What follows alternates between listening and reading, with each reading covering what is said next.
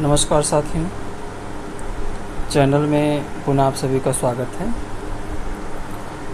मैं आर्यन सर।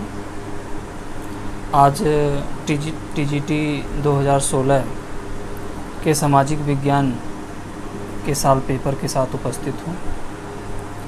जैसा कि आपको अवगत भी होगा कि सामाजिक विज्ञान जो सोशल साइंस है, सोशल साइंस चूँकि 4 विषयों से मिलकर बनता है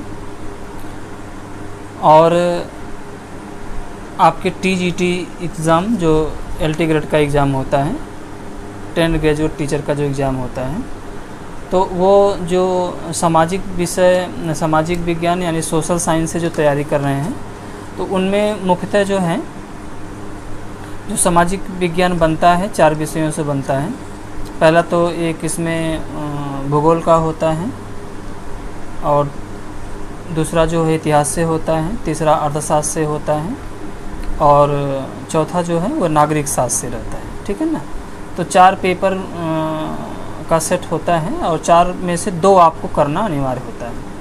क्योंकि आप जानते भी होंगे कि टीजीटी कुछ टीजीटी से परीक्षा देने वाले कुछ अभ्यर्थियों के लिए एक तरह से वो बाउंडेशन है कि आपके ग्रेजुएशन में 2 कॉम्बिनेशन के विषय होने ज़रूरी होते हैं, है ना।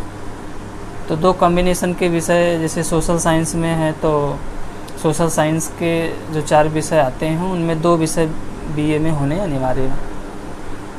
तभी आप जो है सामाजिक विज्ञान या सोशल साइंस का टीजीटी का एग्ज़ाम आप दे सकते हैं। ठीक है ना। तो इसके लिए जैसे टीजीटी 2016 में भारतीय इतिहास और साथ ही साथ नागरिक शास्त्र 2 विषयों का साल पेपर और मैं आपको दे रहा हूँ, और सॉल्व करके क्वेश्चन भी मैं बता रहा हूँ कि क्वेश्चन की प्रकृति जो है किस प्रकार से आती है और किस प्रकार से क्वेश्चन जो है पूछे जाते हैं। तो देखते हैं, मुख्य रूप से इतिहास और नागरिक शास्त्र दोनों विषयों का जो है यह सॉल्व मैं करके आपको दिखा रहा हूँ। तो सब मिला करके इसमें मुख्यतः आपके 2 घंटे समय होते हैं और पूर्णांक जो होता है 425 अंक का पूर्णांक होता है। तो पूर्णांक 425 अंक का होता है। पहला जो प्रश्न होगा वो सभी 4 विषयों से होगा सोशल के, उसमें से एक करना अनिवार्य होगा। तो देखते हैं, इतिहास विषय में पूछा है पाषाण युग में माइक्रोलिथ पाषाण युग में माइक्रोलिथ निम्नलिखित में से किस युग में सामान्यतः पाए गए थे, हैं? तो माइक्रोलिथ जो है, ये माइक्रोलिथ किस युग में पाए गए थे, तो किस युग में? मध्य पाषाण युग में पाए गए थे। ठीक है ना। इसका उत्तर होगा मध्य पाषाण युग में। ठीक है ना। तो आगे की तरफ चलते हैं, देखते हैं कि इतिहास विषय में कौन कौन से प्रश्न जो हैं यह पूछा हुआ है। हाँ, इसको देखते हैं। पहला प्रश्न है आपके इतिहास विषय का पहला प्रश्न है, पूछा है ब्रिटिश काल के दौरान भारत का शीर्ष न्यायालय निम्नलिखित में से कौन सा था। यानी ये ब्रिटिश काल की बातें कह रहा है कि ब्रिटिश काल में जो शीर्ष न्यायालय था उसे क्या कहते थे, है ना। कौन सा था न्यायालय?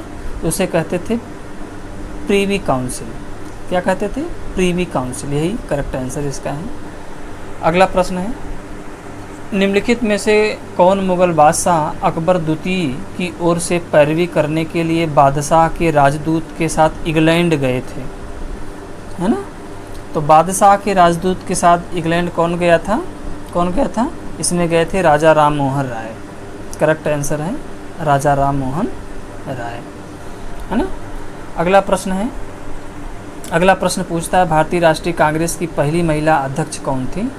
तो जैसा कि भारतीय राष्ट्रीय कांग्रेस की 3 महिला अध्यक्ष रही हैं, जिसमें से जैसा कि आपको जानकारी होगी, इसमें से 1917 में एनी बेसेंट रही हैं पहली महिला, 1925 में सरोजिनी नायडू रही हैं, और 1933 में नलिनी सेन गुप्त, है ना, नलिनी सेन गुप्त।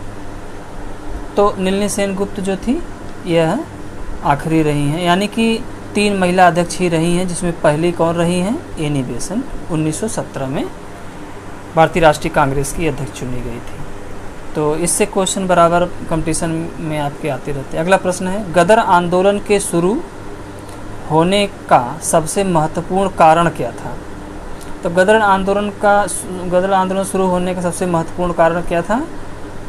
कामागाटा मारू घटना, है ना, कामागाटा मारू घटना। कामागाटा मारू जो है ये एक जहाज का नाम है ना। तो कामागाटा मारू की घटना जो है गदर आंदोलन की शुरुआत को जन्म दिया था। अगला प्रश्न है, प्राचीन भारत की जोरबे संस्कृत निम्नलिखित राज्यों में से किस स्थान के नाम पर ही नामित की गई थी? जोरबे संस्कृत यानी महाराष्ट्र के नाम पर, है ना। तो जोरबे संस्कृत का प्रचलन जो है महाराष्ट्र में था। अगले प्रश्न की तरफ चलते हैं। अगला प्रश्न है, सिंधु घाटी सभ्यता का उद्वाचन अभी तक नहीं किया गया है ना। सिंधु घाटी सभ्यता का उद्वाचन अभी नहीं किया गया है, तो निम्नलिखित कारणों पर विचार कीजिए, है ना। तो इसमें जो कारण है, कौन सा कारण सही है आपको यही देखना है, ठीक है। तो इसमें कौन से कारण सही हैं दिया है, उनकी भाषा के बारे में कोई जानकारी नहीं है, ये सही है, ठीक है ना। अगला पूछ रहा है, अभिलेखों की छोटी लंबाई, तो सही बात है, अभिलेख जो है छोटे पाए गए थे। और तीसरा है द्विभाषा लेखों की अनुपस्थिति, तो द्विभाषा लेखों की अनुपस्थिति भी कारण रहा है। तो यह है 1, 2, 3 तीनों सही है, ठीक है ना। अगला प्रश्न है, तमसो मां ज्योतिर्मय या हमें अंधकार से प्रकाश की ओर ले चलो, यह निम्नलिखित में से किस उपनिषद से आता है? तो तमसो मां ज्योतिर्मय ये जो सूक्ति वाक्य है ना, जिसे हिंदी में कहा जाता है हमें अंधकार से प्रकाश की ओर ले चलो, यह किससे लिया गया है? बृहदारण्यक उपनिषद से लिया गया है। किससे लिया गया है? बृहदारण्यक उपनिषद से। तो देखिए, ये जो TGT 2016 का जो पेपर सॉल्व कराने का मुख्य उद्देश्य यही है। कभी कभी क्या करता है कि विगत जो प्रश्न एग्ज़ाम में आए रहते हैं TGT के, तो कभी कभी रिपीट भी कर देता है ना, इस तरह से भी प्रश्न आते हैं। तो इससे जानना ज़्यादा ज़रूरी इसलिए है क्योंकि कभी कभी 2-4 प्रश्न रिपीट कर देते हैं तो आपके कन्फ्यूजन में गलत हो जाते हैं। तो पेपर को सॉल्व करना ना भूलिएगा, पेपर सॉल्व करके जाइएगा। अगला प्रश्न है, निम्नलिखित में से कौन सा बौद्ध धर्म के विस्तार का प्रथम मूर्त साक्ष्य माना जाता है? तो बौद्ध धर्म के विस्तार का सबसे मूर्त साक्ष्य यदि माना जाता है तो अशोक के शिलालेख से, है ना। अशोक के शिलालेख के माध्यम से यह जानकारी प्राप्त होती है कि बौद्ध धर्म का प्रचार भारत में साथ साथ विदेशों में भी बहुत हुआ था। तो अशोक का शिलालेख सबसे पर्याप्त या मूर्त साक्ष्य माना जाता है। अगला प्रश्न है, पुष्यमित्र शुंग के बाद शासक कौन बना था? तो पुष्यमित्र शुंग के बाद शासक कौन बना था? तो कौन बना था? अग्निमित्र। कौन बना था? अग्निमित्र शासक बना था। अगला प्रश्न है, ग्वालियर के निकट बाघ की गुफाएं निम्नलिखित में से किस युग की चित्रकला का प्रतिनिधित्व करती हैं? तो ग्वालियर के निकट जो बाघ की गुफाएं हैं तो किस युग की चित्रकला का प्रतिनिधित्व करती हैं? तो गुप्तकालीन, है ना। बाघ की गुफा जो है ये गुप्तकालीन चित्रकला का प्रतिनिधित्व करती है। अगला प्रश्न है, निम्नलिखित में से कौन सा शासक मामलूक वंश का था? तो मामलूक वंश का कौन सा शासक था? बलबन। बलबन जो था वो मामलूक वंश था। बलबन का जो बलबनी वंश कहा जाता है, तो बलबनी वंश कहिए या मामलूक वंश कहिए, बात एक ही है, ठीक है ना। अगले प्रश्न की तरफ चलेंगे। देखिए, क्वेश्चन जो है बराबर कंपटीशन में रिपीट किया हुआ क्वेश्चन बहुत ज़्यादा आता है। और देखते होंगे कि जैसे यूपी PCS का जो सब्जेक्टली पेपर होता था भारतीय इतिहास का या राजनीति विज्ञान का या अर्थशास्त्र का या भूगोल का, तो उससे भी क्वेश्चन जो है PCS के साल पेपर से भी क्वेश्चन आ जाते थे। तब तो सुसाइड कर दिया, पहले तो सब्जेक्टली पूछा करता था एक पेपर, तो उससे बहुत रिपीट करता था। नेट का जो पेपर होता है ऑब्जेक्टिव टाइप का हिस्ट्री का, उससे भी रिपीट कर देता है।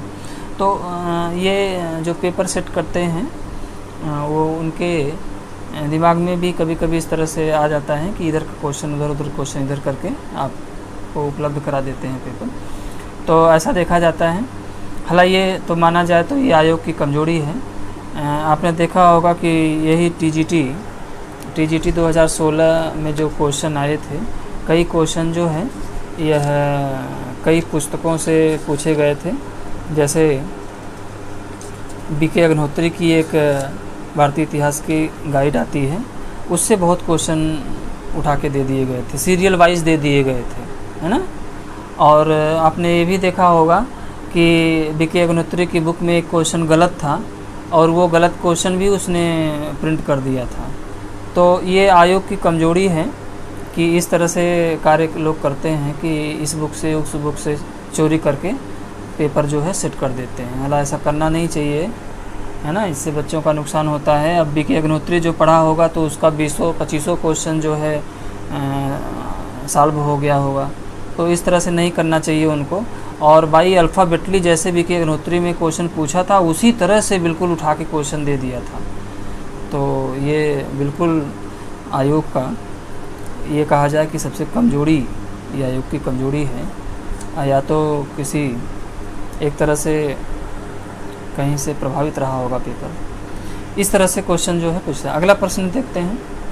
निम्नलिखित में से किसे मुगल शासकों के काल के दौरान न्यायिक प्रणाली में सर्वोच्च पद पर नियुक्त किया गया था, है ना। तो मुगल शासकों के काल में न्यायिक प्रणाली का सर्वोच्च अधिकारी क्या कहलाता था, जो न्यायालय का था, काजी उल कजात जो था वो न्यायपालिका का सर्वोच्च अधिकारी, एक तरह से जज होता था वो, ना। तो काजी उल कजात। अगर निम्नलिखित में से किसने महाभारत को फारसी में अनुवादित करवा कर रजनामा नाम दिया था, तो किसने दिया था, अकबर के समय में हुआ था। महाभारत का फारसी अनुवाद जो है रजनामा जो हुआ था किसके समय में हुआ था, अकबर के समय में हुआ। अगला प्रश्न है, मुगल वंश की निम्नलिखित में से किस इमारत के डिजाइन और वास्तुकार से उस्ताद ईसा खां संबंधित हैं। तो उस्ताद ईसा खां यह ताजमहल का मुख्य वास्तुकार है। बहुत ही इंपॉर्टेंट प्रश्न है, वनडे कंपटीशन बराबर पूछता है। तो उस्ताद ईसा खां ये ताजमहल के प्रमुख वास्तुकार हैं और डिजाइन इन्होंने बनाई थी। अगला है, मकबरों की अष्टभुजाकार आकृति मध्यकालीन भारत के निम्नलिखित में से किस वंश की विशेषता थी। तो मकबरों की अष्टभुजाकार आकृति मध्यकालीन भारत के निम्नलिखित में से किस वंश की विशेषता थी। तो पूछ रहा अष्टभुजा जो इमारत बनती थी उस समय, मकबरे जो बनते थे, तो किसकी विशेषता थी। तो अष्टभुजा जो था ये लोधी वंशों में था, है ना। लोधी शासक जो होते थे वो मकबरे अष्टभुजा आकृति में बनाते थे। इस तरह से प्रश्न जो है आपके कंपटीशन में आता है। अगला प्रश्न है, 3 फरवरी 1882 को भारत की ब्रिटिश सरकार ने जन निदेश के मौजूद प्रणाली की कार्यशैली की जांच एवं उसके लोकप्रिय आधार पर विस्तार के लिए एक भारतीय शिक्षा आयोग की नियुक्ति की गई। निम्नलिखित में से कौन उस आयोग का अध्यक्ष। सीधे सीधे पूछ रहा है, तो बहुत बड़ा करके क्वेश्चन कि 3 फरवरी 1982 में कौन, ब्रिटिश काल में, कि कौन सा शिक्षा आयोग गठित किया गया था। कौन सा शिक्षा आयोग, W हंटर आयोग, जिसे आप कहते हैं हंटर कमीशन। कब गठित हुआ था, 1882 ईस्वी में, ठीक है ना। अगला प्रश्न है, सत्यशोधक समाज की स्थापना किसने किया था। तो ज्योतिबा फुले ने किया था। बहुत इंपॉर्टेंट प्रश्न, कई बार ये क्वेश्चन आ चुका है सत्यशोधक समाज का। अगला प्रश्न है,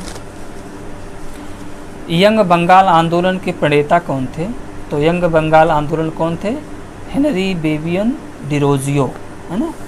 हेनरी बेबियन डिरोजियो ने ही यंग बंगाल आंदोलन का शुरुआत किया था, मुख्य प्रणेता वही थे। अगला प्रश्न है, स्वराज फिर कामा दिया है, भारत के राजनीतिक प्रयासों का लक्ष्य था। यह दादा भाई नौरोजी द्वारा किस कांग्रेस अधिवेशन में कहा गया था। स्वराज का जो नारा सबसे पहले दिया गया था, ये कलकत्ता अधिवेशन में 1906 में दिया गया था।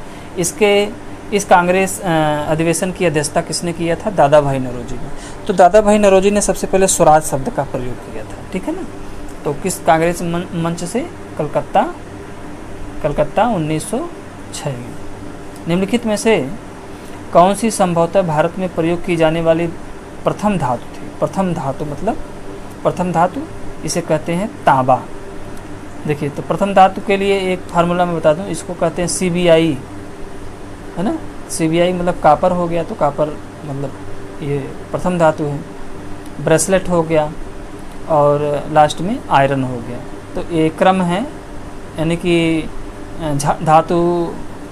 धातु की जो उपलब्धता थी या धातु का जो पाया जाना था वो पहले तांबा था, कापर था, ब्रेसलेट था और आयरन था, लोहा था। ये क्रम है जानने का।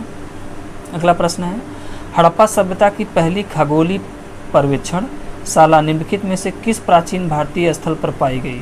देखिए, ये क्वेश्चन तो घुमा के पूछता है। हड़प्पा सभ्यता में पूछ रहा है खगोलीय पर्यवेक्षण से, है ना, किस स्थान पे पाई गई थी? तो धौलावीरा में पाई गई थी ना। स्वतंत्रता के बाद खोजा गया स्थान है धौलावीरा। अगला प्रश्न है, प्राचीन भारतीय लेखों के अनुसार निम्नलिखित में से कौन सी दो नदियाँ के बीच की भूमि ब्रह्मावर्त कहलाती? दो नदियों के बीच की भूमि जो ब्रह्मावर्त कहलाती थी, किसको कहा जाता था? तो सरस्वती और द्रुस्वती को कहा जाता है। सरस्वती और द्रुस्वती को, द्रुस्वती नदी के मध्य का जो स्थान था क्या कहलाता था? ब्रह्मावर्त कहलाता था। इंपॉर्टेंट प्रश्न है ये। अगला है, निम्नलिखित में से कौन सा कर्मकांडी वेद है? तो कर्मकांड का जो उल्लेख किया गया है यजुर्वेद है ना। कर्मकांड का जो उल्लेख किया गया, ऋग्वेद में मंत्रों का उच्चारण है ना। सामवेद में गायन का उच्चारण है और अथर्ववेद में वो झाड़ फूक तंत्र मंत्र का है और कर्मकांड का जो उल्लेख है यजुर्वेद में। अगला प्रश्न है, निम्नलिखित में से क्या ईसा की प्रथम सदी के आसपास विकसित मथुरा कलाशाला में मूर्ति कला के लिए प्रयुक्त होता था? तो क्या प्रयुक्त होता, यही पूछ रहा है कि मथुरा कला में क्या प्रयुक्त होता था? तो लाल बलुआ पत्थर का प्रयोग जो है मथुरा कला की जो मूर्तियाँ थीं वो लाल बलुआ पत्थर की बनती थी। यही सही है। निम्नलिखित पर विचार कीजिए। ये पूछ रहा है कि विचार कीजिए कि इसमें से क्या सही है। तो सही क्या है? पूछ रहा है नालंदा विश्वविद्यालय और विक्रमशिला विश्वविद्यालय दोनों पाल वंश के दौरान बने थे। सही बात है, पाल वंश में बने थे। और नालंदा विश्वविद्यालय और विक्रमशिला विश्वविद्यालय दोनों खिलजी वंश द्वारा नष्ट कर दिए, ये भी सही है। तो 1-2 दोनों सही है ना, 1-2 दोनों सही है। अगला प्रश्न है, अहमद शाह अब्दाली ने निम्नलिखित में से किस मुगल शासक के शासनकाल में सर्वप्रथम भारत पर आक्रमण किया था? तो अहमद शाह अब्दाली ने किसके समय में आक्रमण किया था? मोहम्मद शाह के समय में, है ना। मोहम्मद शाह के समय में अहमद शाह अब्दाली ने भारत पर आक्रमण किया था। अगला प्रश्न, निम्नलिखित में से किसके लिए शेर शाह सूरी को नहीं जाना जाता, है ना। तो शेर शाह सूरी का जो कार्यकाल रहा है उसमें पूछ रहा किसके कारण से इनका नाम चर्चा में नहीं रहा है? तो नागरिक प्रशासन की प्रणाली का संगठन ये तो रहा है, सही बात है। पहला रुपया जारी करने के लिए जो 20वीं सदी तक प्रयोग होता था, ये भी सही है। नहरों द्वारा सिंचाई की प्रणाली की शुरुआत के लिए नहरों द्वारा प्रणाली, ये नहरों की सिंचाई के लिए ये इनका नाम नहीं आता है शेर शाह सूरी का। तो यही जो है सही नहीं है। सभी शेर शाह सूरी द्वारा शुरू किए गए, सभी शेर शाह सूरी द्वारा सही शुरू किए गए। तो नहरों का जो था, नहरों का निर्माण या सिंचाई के लिए नहरों का निर्माण, ये शेर शाह सूरी कार्य नहीं रहा है। अगला, निम्नलिखित में से किसे दक्कन के क्षेत्र में गुरिल्ला युद्ध का प्रणेता माना जाता है? तो दक्कन के क्षेत्र में पूछ रहा है ना, दक्षिण भारत में, तो किसे माना जाता है? मलिक अंबर को माना जाता है।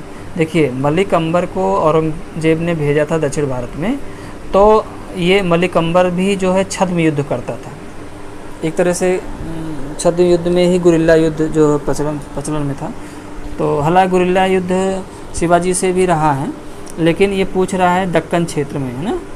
तो दक्कन क्षेत्र में गुरिल्ला युद्ध का प्रणेता कौन रहा है? मलिक अंबर। अगला प्रश्न देखते हैं। निम्नलिखित में से दिल्ली सल्तनत के किस शासक ने स्वयं को सिकंदर-ए-सानी घोषित किया था? सिकंदर-ए-सानी कौन घोषित किया था? अलाउद्दीन खिलजी। स्वयं को बादशाह मानता था। रैयतवाड़ी व्यवस्था जो ब्रिटिश भारत के कुछ भागों में शुरू की गई, कृषि भूमि के कृषकों से राजस्व एकत्रित करने की 2 मुख्य प्रणालियों में से एक थी। यह मूल रूप से क्या थी? तो मूल रूप से ये शेरशाह सूरी द्वारा शुरू की गई थी। रैयतवाड़ी जो व्यवस्था थी यह शेरशाह सूरी की देन कही जाती है, ठीक है ना। अगला है, कौन से चिश्ती सूफी संत को चिराग देहली के नाम से लोकप्रिय था? तो चिराग देहली नसरुद्दीन महमूद को, शेख नसरुद्दीन महमूद को चिराग देहली कहा जाता है, देहलवी कहा जाता है, ठीक है ना। निम्नलिखित में से किसने 1909 में लेफ्टिनेंट कर्नल सर कर्जन वायली को भारत स्वतंत्रता आंदोलन में क्रांति के प्रथम कार्य के रूप में आक्रमण किया था? यानी जो मदन लाल ढींगरा थे ये कर्नल वायली की गोली मारकर हत्या कर दिए थे, है ना। तो कर्नल ढींगरा ही जो थे एक कर्नल वायली के ऊपर प्रथम आक्रमण कर दिए थे, तो इन्हीं को गोली मारा था ढींगरा ने। निम्नलिखित में से किस सत्र में 1916 में पृथक निर्वाचन क्षेत्र की स्वीकृति में कांग्रेस द्वारा मुस्लिम लीग को रियायत दी गई थी? तो लखनऊ अधिवेशन में। पृथक निर्वाचन क्षेत्र की जो स्वीकृति थी वो कांग्रेस मुस्लिम लीग में जो समझौता हुआ था तो लखनऊ अधिवेशन 1916 में हुए थे, है ना। हाँ, उसमें ऐसी व्यवस्था। अगला प्रश्न है, सही क्रम को व्यवस्थित कीजिए। तो सही क्रम को कैसे व्यवस्थित करेंगे? रॉलेट एक्ट जो है कब लाया गया था, है ना। तो रॉलेट एक्ट कब लाया गया था? 1931 में, है ना। गांधी इरविंग समझौता भी 1931 में है। मार्ले मिंटो सुधार 1919 में है। इल्बर्ट बिल जो है 1882 में है। देखिए अब यही कन्फ्यूजन हो गया। देखिए बहुत बारीकी से पूछा है, रॉलेट एक्ट आया पहले कि गांधी इरविंग समझौता हुआ था? तो सबसे पहले जो है इल्बर्ट बिल 1882, उसके बाद है मार्ले मिंटो सुधार 1919, फिर उसके बाद है रॉलेट एक्ट। पहले रॉलेट एक्ट आया था, उसके बाद गांधी इरविंग समझौता हुआ था। तो रॉलेट एक्ट पहले है तो 1931 और गांधी इरविंग समझौता भी 1931 है। तो इसमें सही होगा चौथा, तीसरा, पहला और दूसरा। अगला प्रश्न है, उर्दू कवि जो द्वितीय और तृतीय गोलमेज सम्मेलन दोनों के प्रतिनिधित्व थे, तो उर्दू कवि यानी कि ये मोहम्मद इकबाल को कह रहे हैं। मोहम्मद इकबाल जो थे ये द्वितीय और तृतीय दोनों गोलमेज सम्मेलन में भाग लिए थे। अच्छा क्वेश्चन है। अगला प्रश्न है, निम्नलिखित में से कौन सा प्राचीन भारत के एक उपकरण परंपरा से नहीं जुड़ा है? तो एक उपकरण परंपरा से नहीं जुड़ा है जिसे कहा जाता है ग्रोसियन। ये कह रहे हैं प्राचीन भारत के एक उपकरण परंपरा से नहीं जुड़ा है, तो ग्रोसियन जो है एक उपकरण परंपरा से नहीं जुड़ा। अगला प्रश्न, निम्नलिखित में से कौन सा ईसा पूर्व युग में प्राचीन भारतीय इतिहास का एक घटना नहीं है? है ना, कह रहे हैं ईसा पूर्व युग में प्राचीन भारत के इतिहास की एक घटना नहीं है, तो इसे कहा जाएगा ईसा पूर्व में, यानी कि इसे कहा जाएगा चतुर्थ बौद्ध संगीत। चतुर्थ जो बौद्ध संगीत हुई थी ईसा पूर्व में नहीं, इसे ईसवी में माना जाता है ना। तो चतुर्थ बौद्ध संगीत जो हुई थी इस तरह से ईसवी में, ईसा पूर्व में नहीं। अगला प्रश्न है, ऋग्वेद संहिता की 1/4 ऋचाएँ को निर्देशित करती हैं। किस 1/4 ऋचाएँ ऋग्वेद संहिता की किससे निर्देशित करती हैं? इंद्र से, इंद्र देवता से, है ना, इंद्र देवता से। अगला पर, जैन धर्म में एक पृथक संप्रदाय के रूप में श्वेतांबर की स्थापना जो है कहाँ पे हुई थी?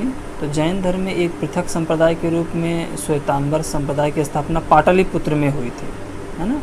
ये पाटलिपुत्र में हुई थी। ये क्वेश्चन थोड़ा सा मिस्टेक लग रहा है ना।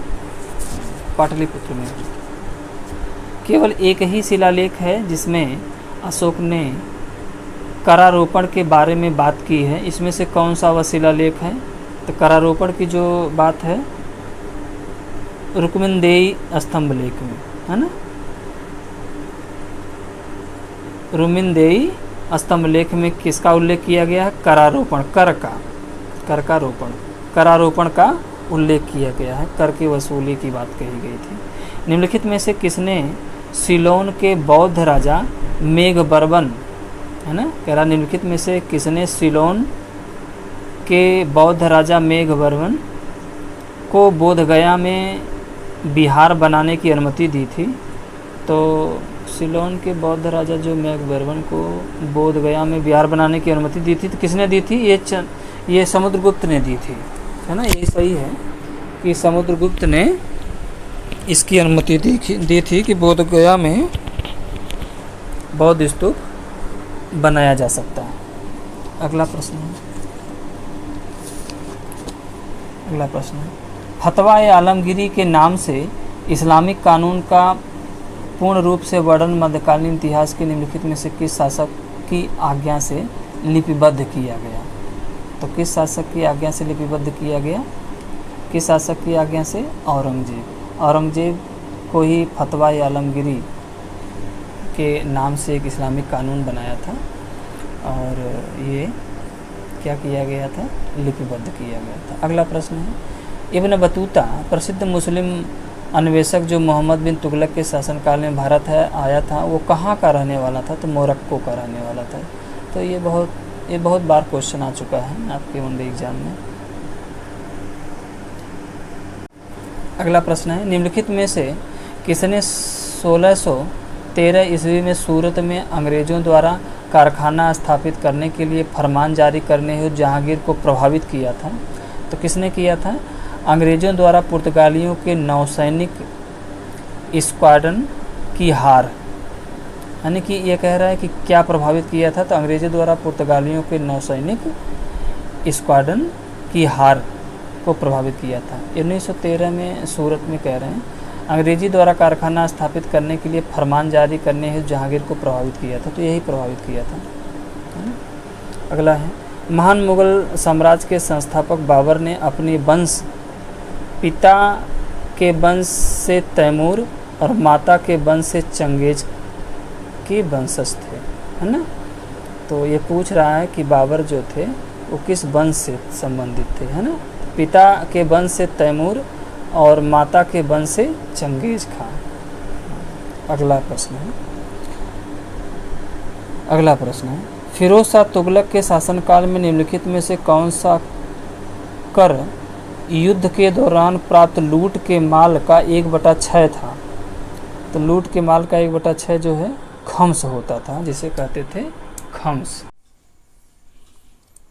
अगला प्रश्न देखते हैं, दिया है अष्टप्रधान जो शिवाजी के मराठा साम्राज्य के प्रशासन में सहायता करते थे के संदर्भ में निम्न में से कौन केंद्रीय प्रशासन के प्रभारी थे?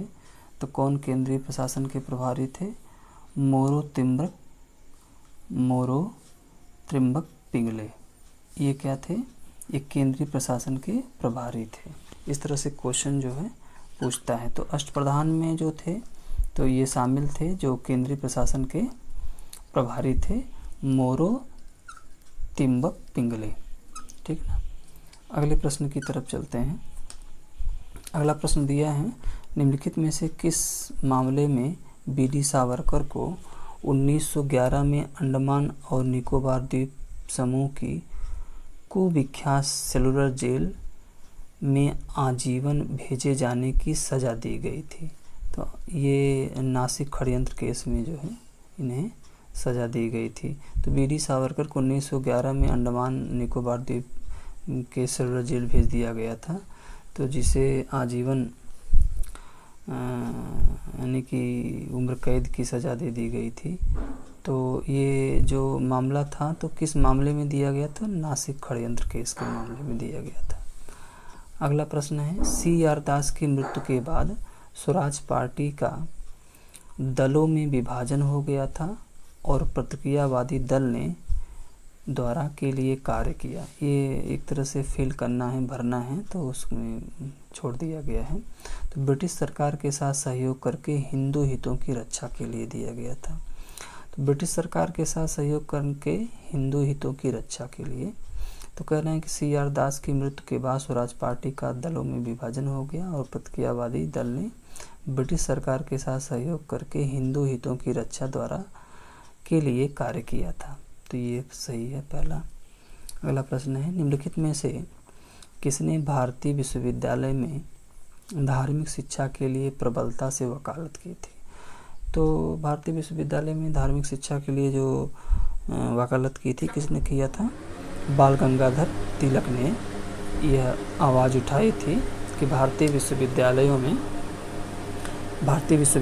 में धार्मिक शिक्षा उपलब्ध कराया जाना चाहिए। इस तरह की बातें जो है कही गई थी। तो मुख्य रूप से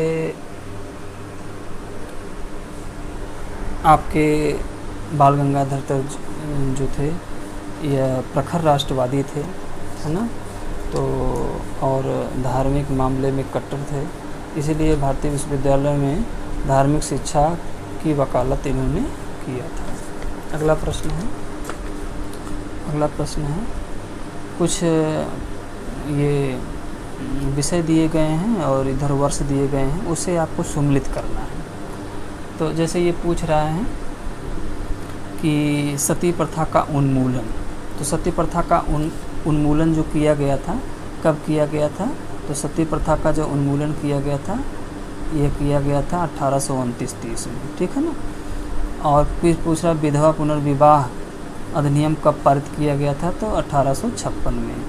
और कन्या भ्रूण हत्या निषेध कानून कब पारित हुआ था? तो कब पारित हुआ था? ये 1804 ईस्वी में। और दास प्रथा का जो उन्मूलन हुआ था ये 1843 ईस्वी में, ठीक है ना। तो इसमें सही होगा सी वाला। अगला प्रश्न है भारतीय स्थल पर गड्ढे खोदने के साक्ष्य निम्नलिखित में से किस प्राचीन जगहों पर पाए गए थे? तो गड्ढे खोदने का जो साक्ष्य मिला था, कहाँ मिला था? बुर्जहोम और रंगपुर से। बुर्जहोम और रंगपुर से गड्ढे खोदने का साक्ष्य प्राप्त हुआ था। निम्नलिखित में से कौन सा वैदिक लेख पहली बार पुनर्जन्म के सिद्धांत की प्रणालीगत व्यवस्था देती है? पुनर्जन्म के सिद्धांत को प्रणालीगत जो व्यवस्था देती है या व्याख्या करती है तो कौन सा है? तो शतपथ ब्राह्मण में पुनर्जन्म के जो सिद्धांत की बातें कही गई, किसमें कही गई हैं? शतपथ ब्राह्मण में। अगला प्रश्न है निष्क निम्नलिखित में से किस काल में विनिमय के लिए एक माध्यम के रूप में था? तो निष्क जो था ये वैदिक काल में सोने की जो धातु थी, सोने के जो सिक्के थे उसे निष्क कहा जाता था, यानी सोने को निष्क कहा जाता था। अगला प्रश्न है निम्नलिखित में से कौन से कार्य अशोक द्वारा नियुक्त राजुक निष्पादन करते थे? तो राजुक जो निष्पादित करते थे कार्यों को उसे कहा जाता न्यायिक कार्य, यानी राजुक जो थे वो अशोक के समय में न्यायिक कार्य देखा करते थे, ठीक है ना। अगला प्रश्न है प्रशस्ति का अर्थ क्या है? तो प्रशस्ति का अर्थ क्या होता है? तो प्रशस्ति का अर्थ होता है राजा की स्तुति, है ना। राजा की स्तुति, राजा अपने स्तुति के माध्यम से प्रशस्ति छपवाता था या प्रशस्ति पर लेख लिखवाता था, है ना। अगला है निम्नलिखित में से कौन सा सही युग्म नहीं है? तो सही युग्म नहीं है, देखते हैं। एलोरा गुफा जो है राष्ट्रकूट सही है, महाबलीपुरम पल्लव, खजुराहो चंदेल सही है, एलिफेंटा की गुफा ये मौर्य काल में दे रहा है तो यही सही नहीं है, ठीक है ना। निम्नलिखित में से कौन सा वाक्य असत्य है? तो कौन सा असत्य है देखते हैं। तो इसमें दिया बलबन ने कुतुब मीनार का निर्माण करवाया था, ये तो गलत बात है, कुतुबुद्दीन ऐबक ने कराया था, तो यही क्वेश्चन यही सही नहीं है। अगला निम्नलिखित में से किसने कश्मीर में शालीमार और निशात बाग की नींव रखी थी? तो कश्मीर में शालीमार और निशात बाग की जो स्थापना किया था किसने किया था? जहांगीर ने किया था, है ना। अगला प्रश्न निम्नलिखित में से किस युद्ध में पहली बार तोपखाने का प्रयोग किया गया है? तो पानीपत के प्रथम युद्ध में, तो बहुत पुराना प्रश्न है। 1556 में दिल्ली को खोने वाले हिंदू शासक कौन थे? तो हेमू। 1556 में हेमू और अकबर के बीच जो है युद्ध हुआ था, पानीपत का द्वितीय युद्ध। अगला है बाबर की मृत्यु 26 दिसंबर 1530 में हुई और उसे आगरा के आराम बाग में दफनाया गया। बाद में शेर शाह के शासनकाल के दौरान उसके शरीर को निम्नलिखित में से किस स्थान पर ले जाकर दफनाया गया था? तो किस स्थान पे? उसके सबसे मनमोहक स्थान रहा है काबुल। अंतिम रूप से बाबर को काबुल में दफनाया गया, ठीक है ना। तो यह जो है इस तरह से प्रश्न जो है आपके एग्ज़ाम में आते हैं। तो ठीक है, यह है टीजीटी इतिहास विषय से संबंधित जो है प्रश्नों को सॉल्व किया गया।